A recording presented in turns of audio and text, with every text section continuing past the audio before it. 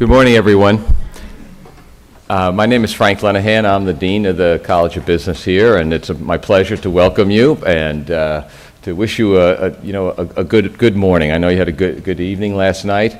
Obviously, this is a great way for us to showcase our new facility, and I will spend a little more time on why this facility is here a little bit later. But I first want to recognize our faculty who are here. One of our strategic objectives in the college is to grow our economics group and our economics enrollment. We're introducing a Master's of Economics this fall. We've had a long-standing PhD program in economics, and we find that obviously these students are some of the most academically gifted students that we have at the undergraduate level.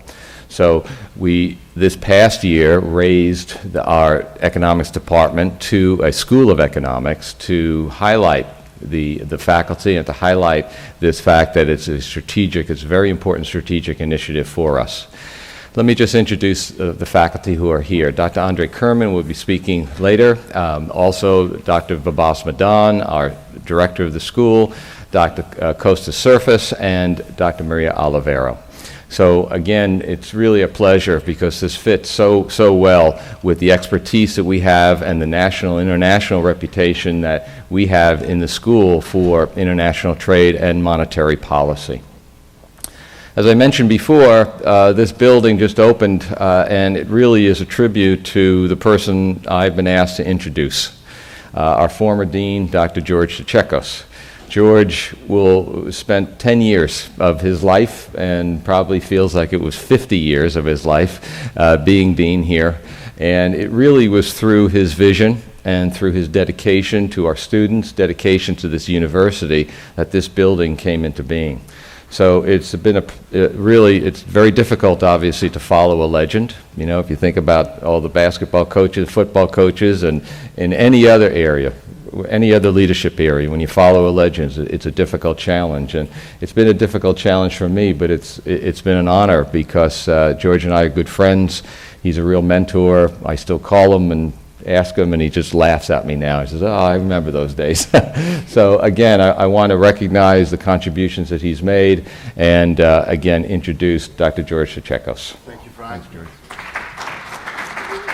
Such a nice introduction. I appreciate always Frank has been gracious to me, and I'm very happy because the Lebeau College of Business is in good hands.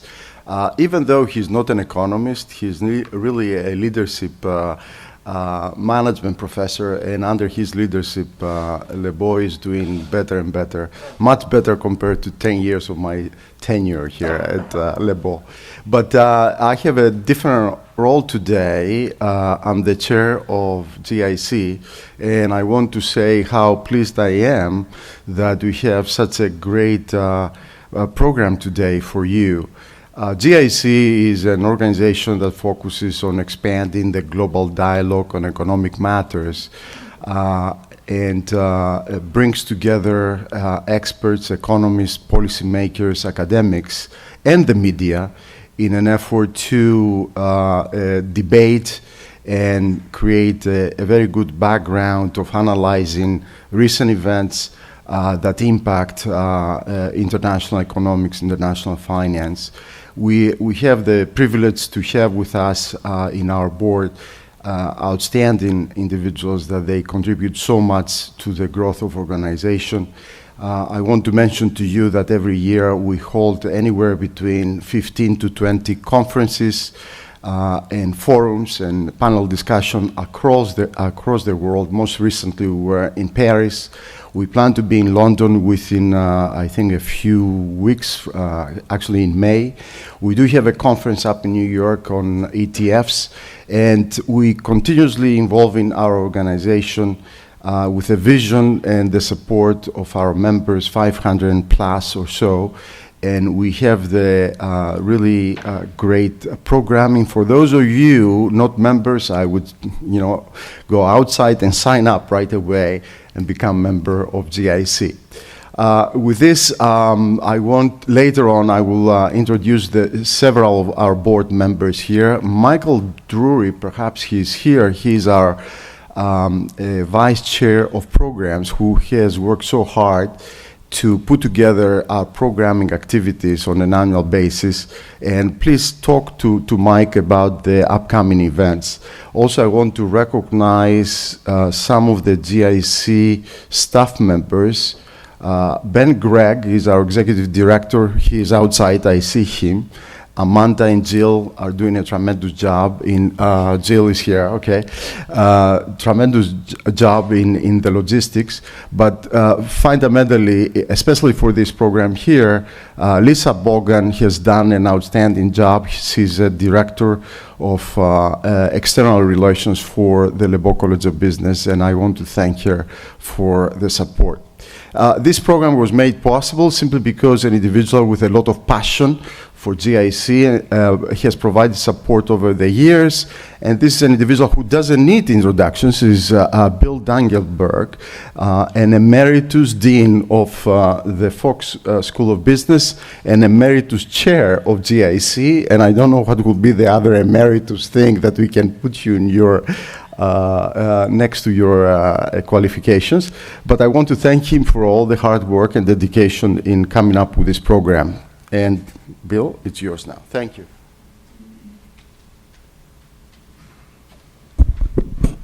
Thank you, George. Of all the introductions I've had, that was definitely the most recent. I mean, how many times can you say emeritus? We might as well just say old. Anyway.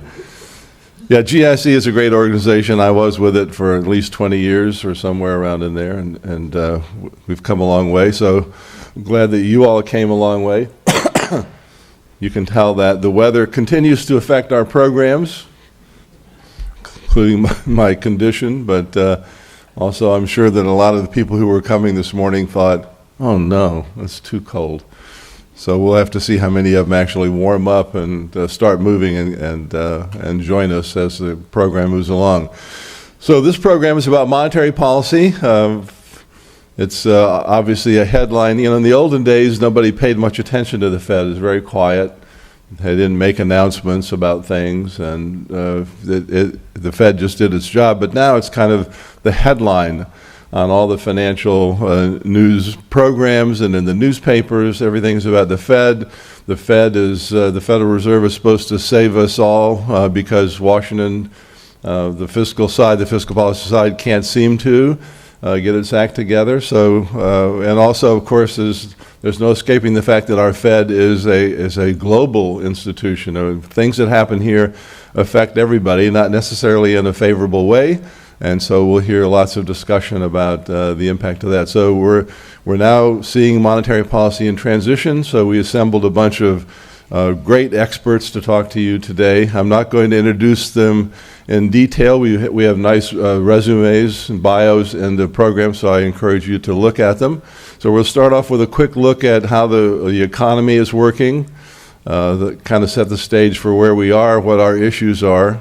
And then we'll proceed from there to talk about monetary policy and transition. So our first famous speaker, Stu Hoffman, chief economist for PNC, and of course, longtime friend of the Global Interdependent Center. Stu, it's all yours.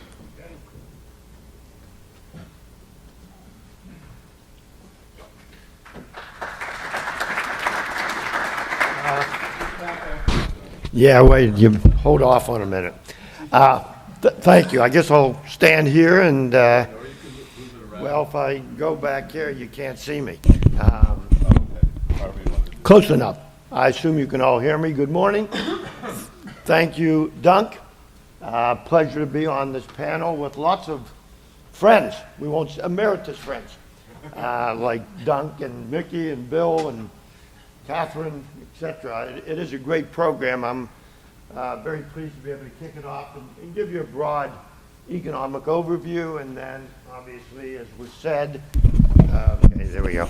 As was said, we'll get into a lot more detail on some of the monetary policy implications of it, both domestic and, of course, the global implications as well. I don't have a PowerPoint. I did, you have on my table there our latest economic newsletter. I want to try to go through that and give you some of the highlights of that.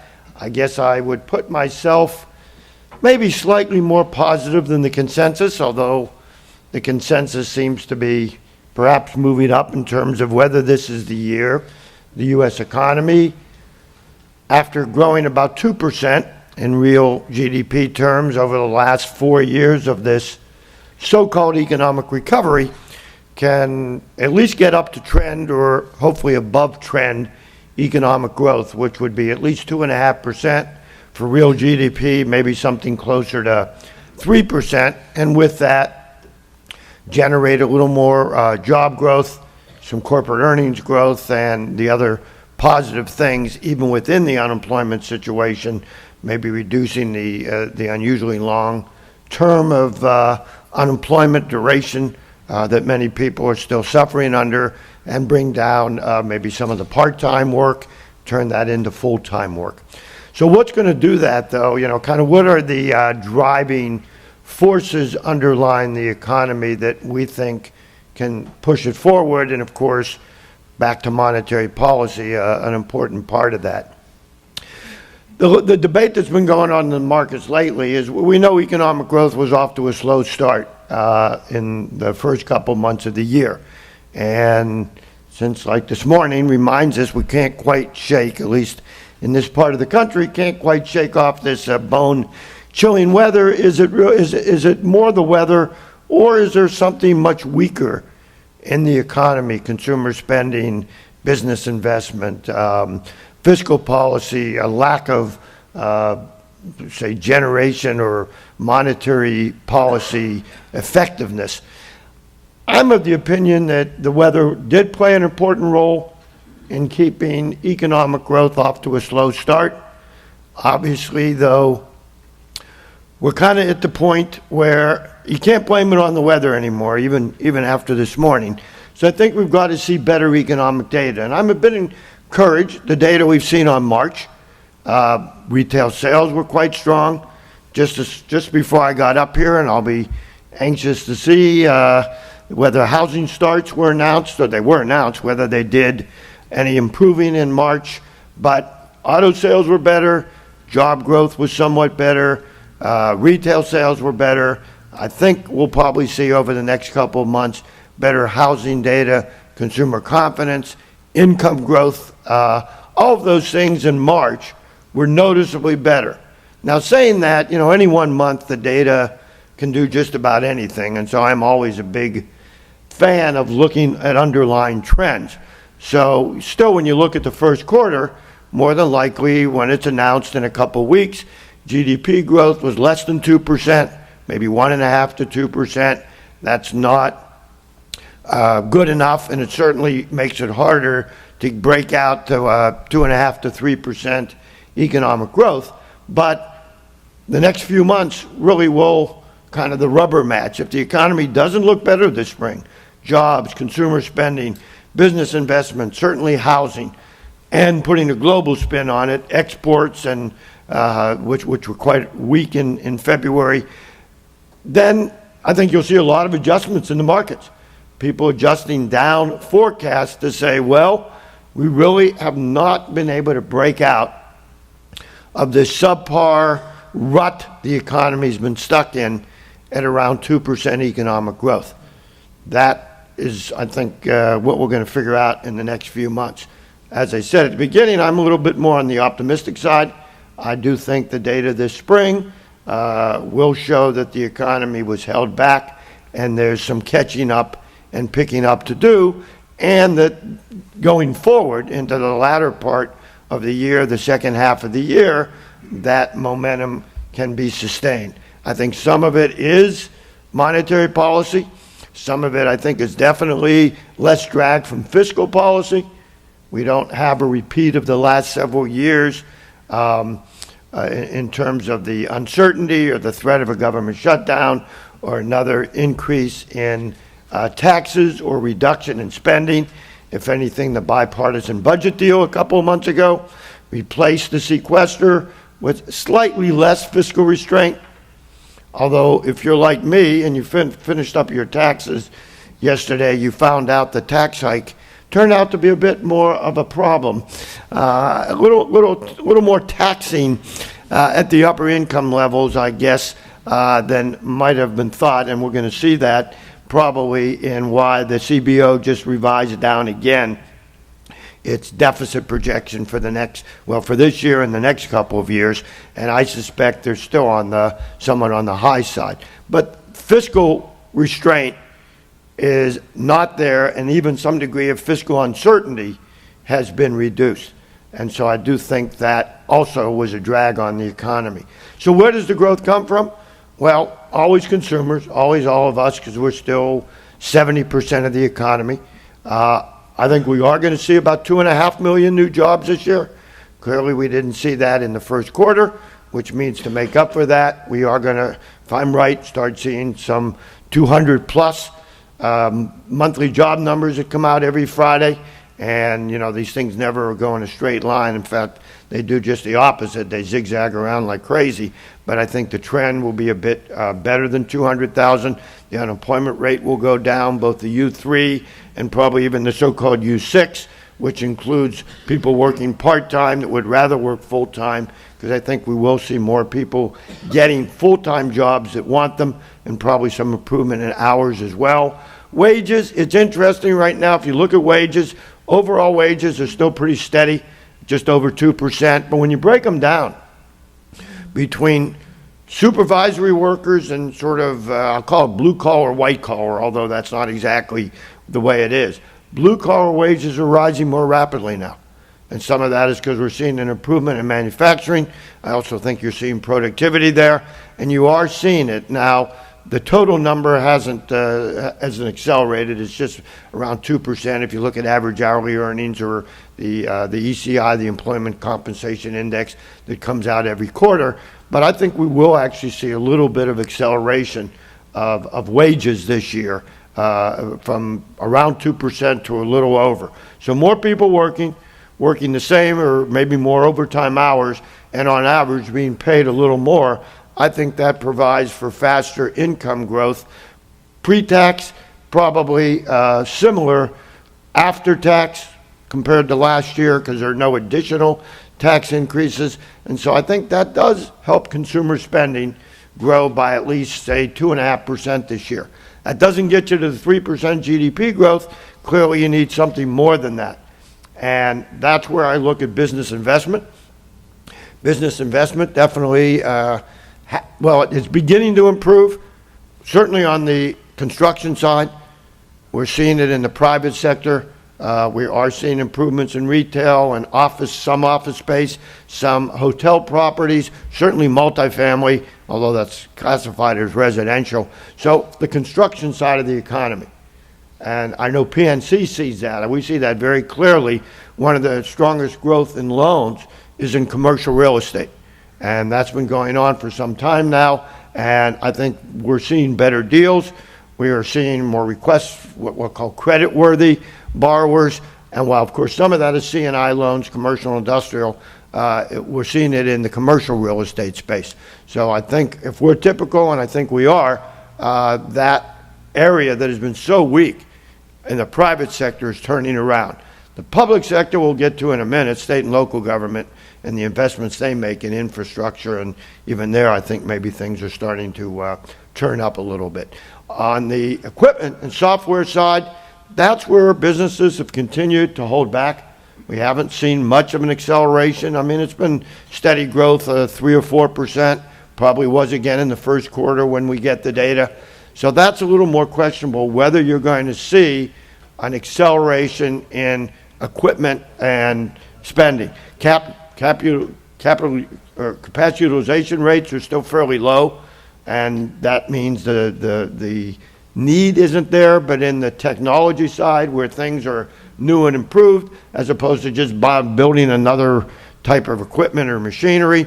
So I think we're going to see a little bit there as well. So when I add it up together on the private side, commercial real estate and business equipment and software, I think we'll see a bit faster economic growth or investment growth this year. On housing, we're going to see, because clearly the numbers on housing, even yesterday, the home builder survey came out for the month of April, and it was a little weaker than expected. So home builders are still saying, you know, they're not seeing people lined up at their offices or subdivisions to try to buy new homes. Existing homes, I think, are going to do better, but that's part of our forecast. And if it doesn't occur, if we can't sell 5 million existing homes, which would be up from last year, and closer to 500,000 new homes, or in other words, about 5.5 million homes, then you're right, we won't get that added momentum from the housing sector, which of course dovetails into consumer spending and other, household items, furniture, apparel, not so much apparel, but appliances. We're going to have to see if that occurs as well. And I think it will, so that's where the housing fits in. Multifamily is very strong. In fact, as a bank, we're starting to worry about some overbuilding in multifamily that won't show up for a couple of years. The demand for rental is still quite strong, but 2 or 3 years from now, you might actually go from a sort of a renter's market or an owner's market to a rentee, if that's the right word. But right now, the balance is still, and that's why you're seeing rents rising. We've even seen a little bit of that in the CPI, faster rent increase. But for the near term, still a lot of activity going on in the rental condo apartment business, as a lot of younger people want to stay renters. They want to have the flexibility. They're not convinced about house prices. They may not have the down payment. They have a lot of student debt, so they may not qualify for a loan if they're in their 20s. They come to PNC or another company, and we'd like to lend the money, but we see they've just come out of school. They've got student debt. They don't qualify for a loan. So I think that's why, maybe different than our generation, 20 and 30-year-olds are going to be renters longer, both because they have to be and probably because they want to be, than maybe their parents or grandparents who, when we were in our 20s, we couldn't wait to buy a home. One, because we were secure in the knowledge that every night they went up in value. Then we went to bed, woke up in the morning, we were worth a couple of $1,000s more. On the West Coast, even more, because your houses always went up, and they did, of course, until they didn't. But they did from the end of World War II up until, of course, 6-7 years ago. But the most recent experience does show us that house prices can go down. So maybe you're not going to look at them as much as an investment property as, do you want to live there? And so that is something I'm trying to understand through my daughter and other younger people to understand really a different attitude. But not to belabor that, I do think that the housing market and the construction side, both private or single family and multifamily, is going to show a pretty healthy increase over the next couple of years, because I think we're fairly early on. And we also think house prices will appreciate.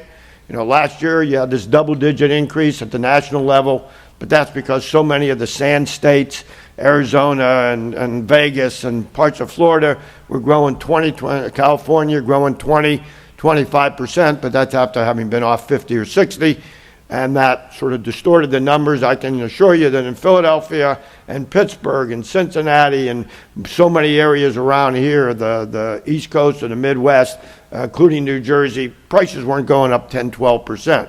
They were probably growing up 3, 4%, and the national numbers are 10% or 11, at least the Case-Shiller numbers, but that's because of a tremendous contribution from a few areas that were the most hard hit and the impact they had on the national numbers. I think some of that will slow down. Even Bob Schiller himself, who I saw on CNBC, thinks that, that his own calculations are not going to be double-digit anymore, and I think that's probably reasonable, but not back to negative, but 3 or 4%. So still some wealth effect, still bringing people out of short sales or situations where they're underwater, so you get a little bit of a wealth effect, also reinforcing the consumer spending. Autos looking very strong. In the first quarter, we had a bit of a mini inventory correction. Auto production was down at a 20% rate, in part because sales weakened, whether that was weather or not. They were producing too many cars, but sales picked up in March, best month they've seen in the recovery, and production plans from the auto dealers are basically to restore auto production in the spring and summer to the same pace it was in the second half of last year. So again, a little bit of a mini inventory correction in autos had some effect on the GDP growth in the first quarter, part of that slowdown, But unless sales fall, back down towards 15 million, and I don't think they will, it's somewhere closer to 16 million, they're going to produce a lot more cars and trucks and probably sell them. And that's going to be a positive not only for the second quarter, but going through the rest of the year. And one more I'll throw in. I'm sort of doing a C plus I plus G, but the G, government. We talked about the federal government, but I think there's been a real sea change in state and local government. We are seeing, for the first time in a while, state governments in particular and local governments being able to hire and being able to do some investment. It took them years to get their budgets in order, many of which had balanced budgets requirements. Places like California, places like Pennsylvania. Late last year, Pennsylvania passed a highway construction bill. Passed after a lot of hand-wringing, it passed in our legislature. We raised our state tax, gas tax, I think it was 5-6 cents a gallon, it'll go up. But it also means we're going to spend in this state over the next, I think, 4 years, $2 billion on highway investment. Not only can the state probably use that, but that's something went to happen 2 or 3 years ago. The state of Pennsylvania was not in either a political or an economic position where it could have passed a gas tax hike and a major multi-year infrastructure, mainly highway infrastructure plan. And it's not just Pennsylvania. Some of that's happening in California. Some of it's happening in other parts of, Chicago or Illinois is probably still the weakest of all. But we are seeing state governments come back in the budget balance or even into surplus and be able to restore some of the people and the projects that have been put off. And at the local level, the reason the states are doing better is their income is state tax income and sales tax. Well, more people are working, they're getting more income taxes, and spending is going up, and now even some of the things you buy on Amazon, you have to pay state taxes on. So the revenues have started to increase, and that's what helped the states. Local, as we know, is more dependent on property taxes. Well, houses are going up in most places around the country, and even with assessments typically lagging the actual rise in investments, but it won't take long for local assessors to recognize that prices are rising again.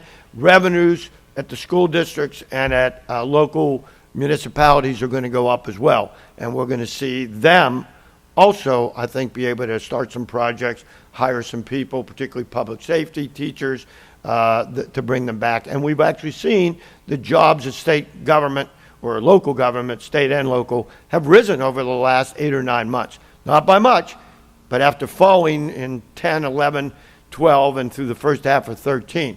So I think the state and local governments are going to have some money to spend on infrastructure projects and to do some hiring of individuals that they haven't been able to do. So when you sort of add up my view, consumers hanging in there, business investment improving a bit, federal government sort of less of a headwind, state and local government's a little bit of a positive, and housing and autos doing well. And then the final thing that Catherine and others will talk about is the global picture and, can there be any lift from our exports? What we see with Europe now growing again. Europe's 20% of all of our exports go to Europe. Of course, Canada and Mexico are two major trading partners, but I think we're likely to see some growth in exports as the world economy is doing better, particularly our North American neighbors and Europe, where a lot of our exports are concentrated. So you put that all together, and it gets me to 2.5 to 3% GDP this year, 2.5 million jobs, an unemployment rate by year end that's down around 6.2%, and no reason to think, at the end of this year that we can't carry on some of that momentum, depending on so many things between now and then, as we even get into to 2015. But that's sort of the broad economic view. In terms of inflation, I think inflation in terms of rate of growth has probably hit bottom. I'm not amongst the deflation fear crowd. I really think what the Fed is doing, well, it might not have given us the kind of inflation some might have feared. I think it is totally at odds with a deflationary environment. And I think we are going to see a gradual up creep which is what the Fed wants and what the Fed actually forecasts in terms of inflation, whether it's the CPI or the Fed prefers the PCE, personal consumption expenditure deflator. They are running all below 2% with food, without food, with energy, without energy, however you want to cut it, although the Cleveland Fed does a median CPI, which kind of takes out the tails, the things that are going down the most, which lately have been a lot of energy, not I should say gasoline, not utilities, and on the high side, and kind of gives you a median. That's been running around 2%. If you want to check that out, it's on the Cleveland Fed website. The Dallas Fed does something similar to that as well. So there are some measures that suggest inflation could be a little bit closer to 2% than the CPI or some of the other measures are suggesting. But I think we're headed towards 2%. Even as the Fed tapers, and Bill Pull will be talking about that, our view is the Fed will continue to taper $10 billion until they're done, which means October, November. They won't deviate from their path. We think the first Fed funds rate hike probably comes in the final quarter of next year, and over the following 2 or 3 years, you see a normal, what I'll call a normalization of rates back up into the 3 or 4% range for short rates, and probably 4 to 5% range for longer rates, and maybe 6% for mortgage rates. That's a strategic view. PNC Investment, our wealth management, has for a year and a half sort of been avoiding bonds, or not avoiding them, but trying to reduce them as a share of our portfolio, putting on the investment cap for a minute, and thinking stocks look a lot better than bonds.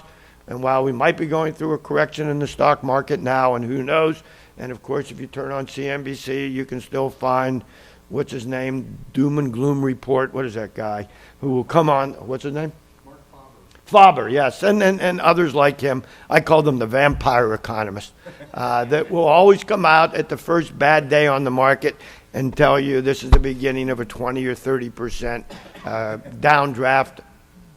Unless the economy is much weaker and earnings are much weaker, given valuations, which are not stretched, not cheap, but not stretched, have a hard time believing the stock market goes down even beyond 10%, let alone 20 or 30, based on our economic point of view. So we still happen to like stocks a lot better than bonds, and think over the next several years, as was the case the last couple of years, not the last quarter, the stock market is going to be a much better investment place than the bond market. Let me just finish up and add one thing so I can do battle with my good friend Dunk. We have competing small business surveys. Now, I've only been doing mine for 12 years. He's been doing his, as his emeritus status would say, for how many? 50, 60, 80, 90, 100? 42. Only 42. So he's definitely got a longer track record than I do. And as you know, and I included this one page in the report attached to my newsletter, my survey, quote, PNC survey, is a bit more optimistic, with all due respects to our hostess today. And when we did our survey, we only do it twice a year. He does it every month. When we were in the field, actually in February. So the survey was conducted in February. It takes us about 3 weeks. Unlike him, it usually takes him 3 hours to conduct his survey and then put the results out. But so the results, or the survey was taken in February, lousy weather. But like Dunk, in many cases, we're asking our small business owners to look forward the rest of this year. And I was actually quite encouraged that the responses about job intentions, about sales expectations, hiring, investment, was actually the most positive our survey has shown since 07 or 08. You'd have to go back to 06 and into 07 to find a mindset. Whether or not that turns into action, we'll have to see. But the intentions were, and when we asked the businesses how they feel about their company, 37% said they were optimistic. Now, that's the highest number. Now, you could say that means 63% weren't. That meant they were either moderately optimistic and a few were pessimistic.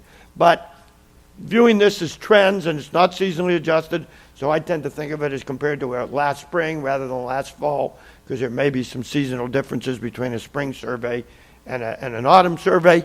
But no matter how I cut it, the numbers were encouraging. We'll have to see whether those, as they say, are borne out. But despite healthcare, the ACA, despite some hikes in minimum wage, businesses were more positive about their view of their company's prospects, profitability, hiring, investment than they've been in a while. Is it back to normal? No. Like Dunk's survey, it's not back to sort of my track record isn't as long, so it's not sort of back to where it was in 05, 06, just barely into 07, but it's a noticeable improvement.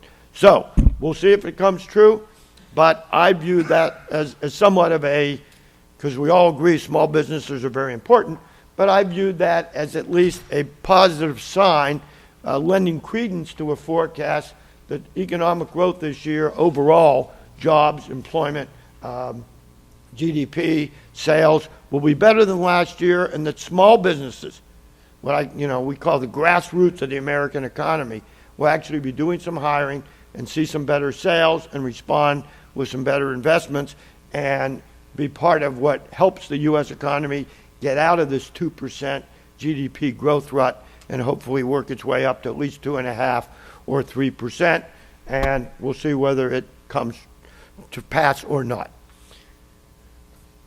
Starts rose 2.8%. Permits fell. Well, could have been a little better. At least it's up. It's still got a long way to go to get better. It's probably not at 1 million, right? It's probably less than 1 million. 940. I think our forecast for the year is close to 1 million.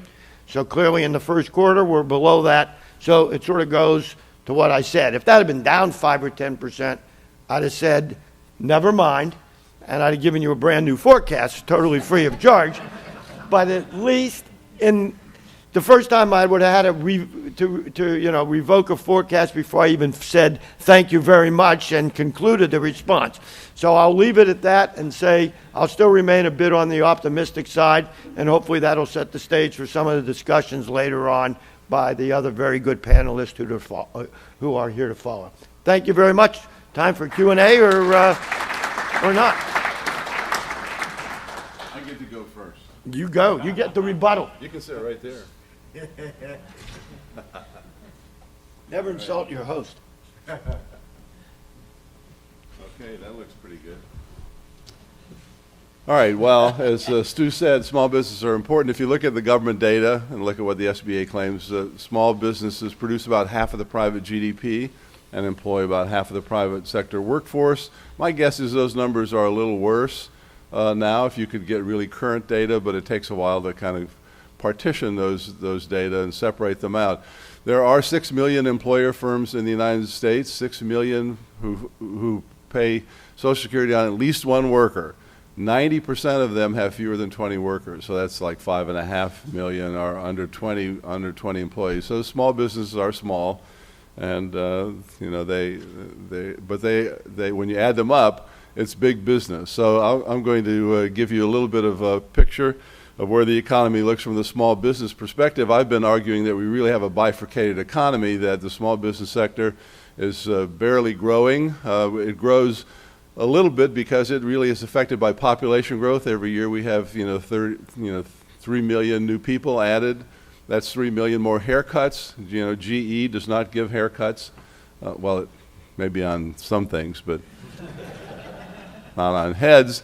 Anyway, so that's barbershops and these kinds of things. That's the service sector that's dominated by small businesses. So you get a little bit of growth, but if you think about the small business sector growing, say, 1%, and the big guys doing about 4%, because the big sector's been doing pretty well, as we'll see, you kind of average, 1 plus 4 divided by 2 is 2.5, and that's kind of the kind of growth we're looking at. So hopefully the big players will keep doing well, especially if exports can hold up as predicted, and we hope that the small business sector will come along and where do I point this thing, right here? Oh, this one? Oh, it went to sleep on us.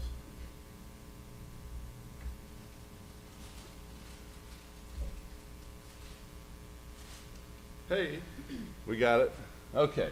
This is easy to see. The blue line is real gross domestic product. You can see the recession and recovery. We're producing much more output today than we did at the peak in 2007. December of '07 is the official peak. The red line is employment. You see it peaks late in '07. Actually, the big number is January of '08. And then, of course, employment also falls. And then what I want you to see is that even though we're producing a lot more output today than we did back at the peak, we have not re-employed all those workers. So we're running like 1 million workers short.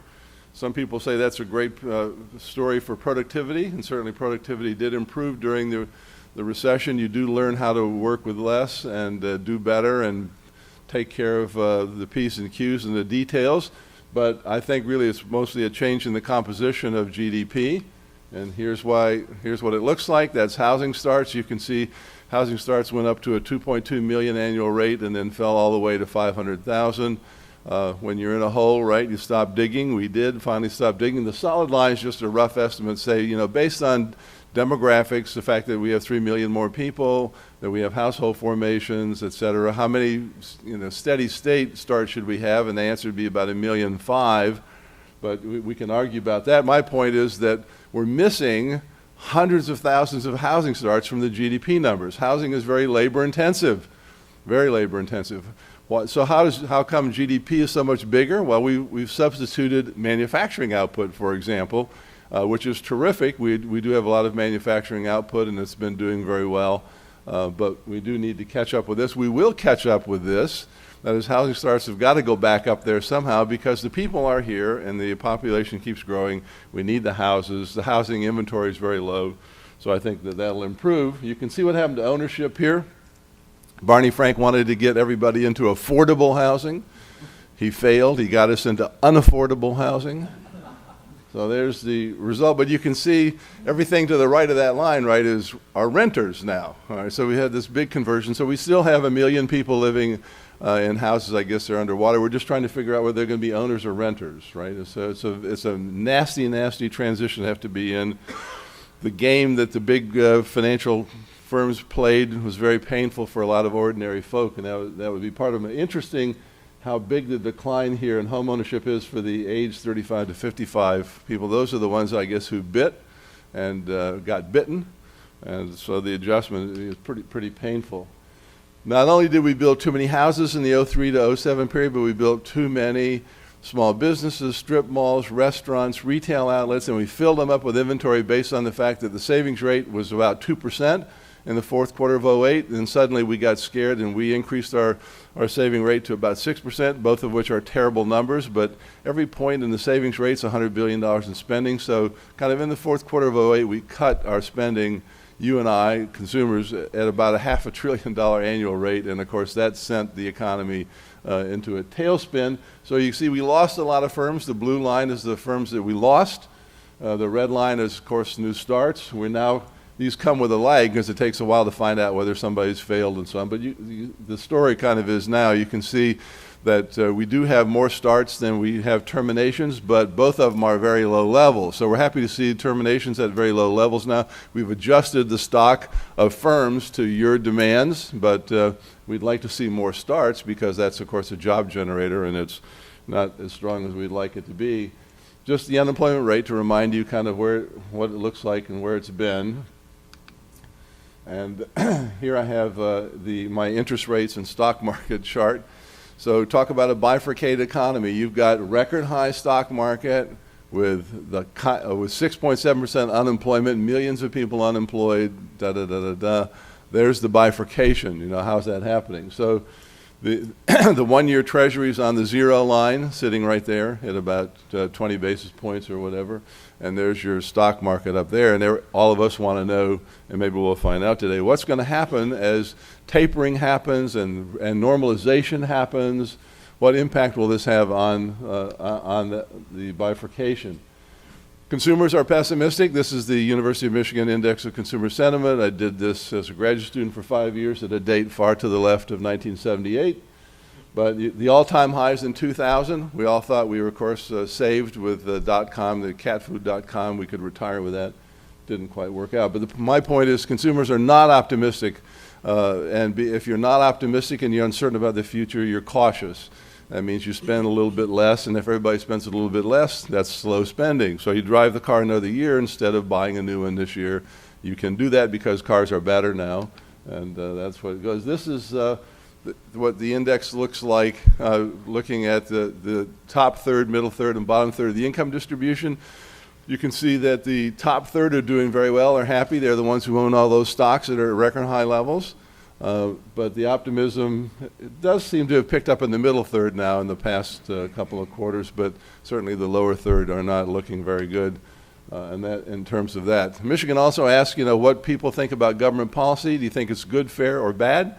This is the net percent who say good. So you see we went down as low as -50. The red dots, the red line is for the current administration, but you can see we've been losing faith in government's ability to deal with the problems that we have now for some time. And until confidence is restored, I think that's one of the things, as Stu pointed out, is going to stand in the way of consumers coming back and spending and being willing to commit to the future. They're very uncertain about the future. Here's my small business optimism index. It's kind of similar. It's structured similarly to the Michigan index because that's where I learned how to do that stuff. The picture's real clear. Look to the right-hand side. Small business owners are not optimistic, and you can see how that shapes up historically. And every one of those dots is a quarter. We do big surveys January, April, July, and October. So that's the big dots. And then I've got, so we did a January survey with about 2,000 responses. And then the February and the March surveys, they all have about 800. But you can see there's really not much happening here. They're not very optimistic about the future. Do you think business conditions 6 months from now will be better or worse than they are today? Well, it's a big negative number. Far more owners think that 6 months from March, that was the thing we just got through, the business conditions will be worse than they are today, than think it'll be better. Well, that's not very good for spending and hiring. It's not going to work out too well. How about here we go. Is now a good time to expand your business? Well, I think the answer is pretty clear. No. And it's been no for years. There's no confidence that now is a good time to put their money on the table. This is not, Twitter money. This is their own money. Their source of capital is the bottom line of the firm. They are not willing to bet that money, and until that changes, we're again going to have a slow small business sector. Of those who said it's a bad time to expand, so about 10% said good time to expand before seasonal adjustment, 60% said bad, and the other group in the middle said, I don't know, I'm uncertain. So of the 60% who said it's a bad time to expand, we then said, why? And 60% of them said, because the economy's weak, sales are weak, but almost 30% here have said, because of the political climate. That's the reason I won't expand. It's a bad time to expand. Well, if Washington could at least fix that, we could get those people moving. You can see where you and I stopped spending money back in 2008. This is quarter-on-quarter sales changes. Are your sales trending up or down? Terrible. Now we're getting back, but we're still not seeing the strength in sales that we really need to see. How about looking forward over the next 3 months? Will the real volume of goods and services, not nominal, of course inflation is not a big issue, but will your real volume of sales be higher or lower? Well, that's a very negative set of expectations. So again, if that's your view about your sales, you're not going to hire, you're not going to buy inventory, you're not going to expand your business, you're not going to do any of the things that would generate GDP and create jobs, and that's of course what we'd like to see. You hear a lot from Washington and in the press about the fact that the reason that the small business sector is not doing well is nobody will lend it money. Well, I am the chairman of a little bank, and that's our market. We lend to small businesses. I give talks to the bankers, from California bankers to all the way to the Jersey bankers coming up in a few weeks. I get the same story. They all say we have money to lend. We don't have good applicants coming in. Well, this might be the reason here. So I asked them if all their credit needs were met over the last 3 months. 30% said yes, 5% say no. The lowest it's ever been is 4% in 2000. So we don't have too many complaints here. And over 50% say, who wants a loan? And if you add the 13% who don't answer the question, you really have almost 2/3 of my 350,000 member firms saying, I don't want a loan. What would I do with the money? Look at my view of the future. I need to put the money to work in some place where it'll generate some revenue back so I can pay the loan back. That's what the bank expects. And I don't see that happen. So they're sitting on the sidelines. Is credit a problem? So we say, what's the most important problem facing your business today? Inflation's the all-time winner back in the pre-80, most of you are too young, so you don't remember that, pre-83. Then when Volcker comes in, of course, the availability of credit's a real issue, and its cost. And you can see the blue lines, boom. But I defy you to find the so-called credit crunch that we just went through in 07, 08, 09 in that blue line. You saw concern in the first quarter of 08 about inflation because we had a big surge in energy costs, but of course that was quickly dissipated as the economy fell into a recession. There's no complaints on Main Street about credit. They just don't want it, and until they have a better view of the future, they're not going to borrow it. You can see who fired everybody. GE didn't fire many people in the recession because they only employ 150,000 people in the U.S. We lost like 8 million in the recession or something like that. So you can see who was doing it. But we're kind of back to normal here in terms of the number of people we hire, the net increase in workers per firm. But you remember that earlier chart, there's far fewer firms. We lost an awful lot of firms. So we're back to hiring. We just have fewer firms, so we're not getting the same kick on the employment numbers that we had before. The blue line is the percent of owners who said, I reduced employment, so that means they destroyed jobs. The red line is the percent who said, I created jobs, that is, I'm hiring more people. So you can see why today the initial claims for unemployment are really low because we're stopped firing people. So the blue line is really low now historically. The problem is the red line also is, that is, we're not hiring. So we've adjusted the stock of the inventory of workers to kind of what we need, but no reason to now add to that stock, and so we're not hiring. So you can see our job creation plans. Do you plan to increase or decrease the total number of people working for you? Are weak historically, and it's just not there. Capital outlays, no. Why would I make capital expense? Roof leaks, fix that. Equipment dies, fix that. But beyond that, there's no money going into this stuff. So that's my reminder. This is an election year, and policy. All of the stuff you're going to hear about policy, of course, is vote driven. Nothing good is going to happen, I think, to really address the concerns of small businesses and make them more optimistic about the future until maybe we at least get through the election and we can see some other kinds of things happening. And then I just put this up for transparency, so I'll just read this last one. Janet said, so the language that we used in the statement is considerable period. So this is the kind of term it's hard to define, but probably means something on the order of around 6 months, that type of thing. With that clarity, we're ready to move ahead. Thanks. All right, so let's take a few. We have 5 minutes for questions. Anybody have questions for our forecasting expert here? There's one over here. Yep. Well, you bring up the unemployment rates, but you don't bring up the decline in labor force participation or the U6 percentage of employment. Like the U6 that's released by the BLS. Why did you not bring that up? Because I don't have enough time.